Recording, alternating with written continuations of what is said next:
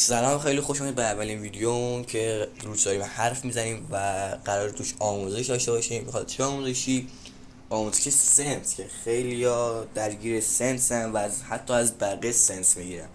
قرار تو این ویدیو که 4-5 دقیقه است هلوهوش قرار سنس شاتگان بچینیم و آخرش یه دونه اتچ HS بهتون میدم که قرار توی ویدیو ببینید که چجوری وان شات میکنن.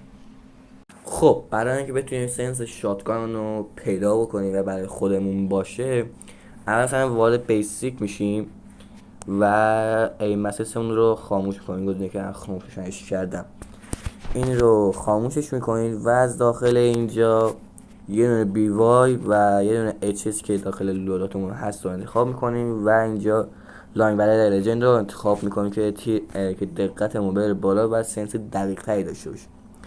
اینجا صفحه چپ اون آچاره رو میزنیم که بتونیم با تار رو تنظیم بکنیم و این تنظیماتی که من انتخاب میکنم رو میذارم رو شما هم بذارید و از اینجا میتونید تیرتون رو بی نهایت بکنید.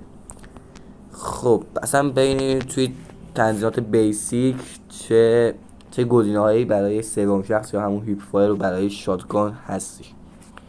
اینجا وقتی وارد سنسیتی که میشیم یه اولین گزینه که میبینی اکسلریشن والوه که برای سنس سرعت کاراکترمونه، برای مثلا اسلاید بک و این چیزا. وقتی وارد کامرا سنسیتیو و فاین سنسیتیو میشیم اینجا یک گزینه داره فرد پرسن سنسیتیو. این گزینه که من دارم زیاد کم و زیادش میکنم این فرد سنسیتیوه که برای من روی 75 و داخل فاین سنسیتیو حداقل 5 تا کمتره. همین این گزینه که باز دارم روشن خاموشش کم و زیادش میکنم. خب اینا سنس های هیپ فایر ما هن که برای اینکه بتونیم تنظیمشون رو مقصد خودمون بکنیم باید این بات ها رو با سویچ کردن رو HS و رو سویچ کردن رو BY بزنیمشون. چجوری باید بزنیمشون؟ یه اسلاید به چپ، یه جامپ به راست، یه اسلاید به چپ، یه اسلاید به راست، یا همون اسلاید جامپ خودمون.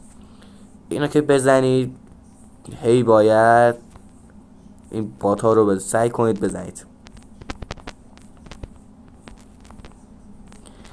همین کار بکنید. اگر که اون ایم وسطتون اگر پشت نمی بود، یعنی اگر عقب افتاد، باید سنستون رو زیاد کنید. اگر که جلوتر از بات بود و دقتتون اومده بود پایین، باید سنستون رو بیارید پایین که الان برای من تقریبا اوکیه.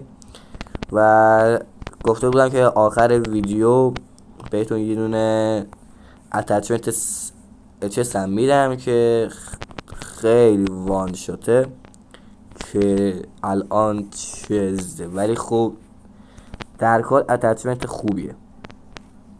خب قرار بود آخر ویدیو بهتون یه دونه اتچمنت HS بدم که اتچمنت اینه و خیلی اتچمنت خوبیه. من خودم استفاده میکنم، واقعا به درد بخوره. و اینکه حتما توی ویدیوی بعدی شما بگید که چجور ویدیویی درست بکنیم و آخر اینکه لایک و ساب یادتون نره و اینکه خدافظ.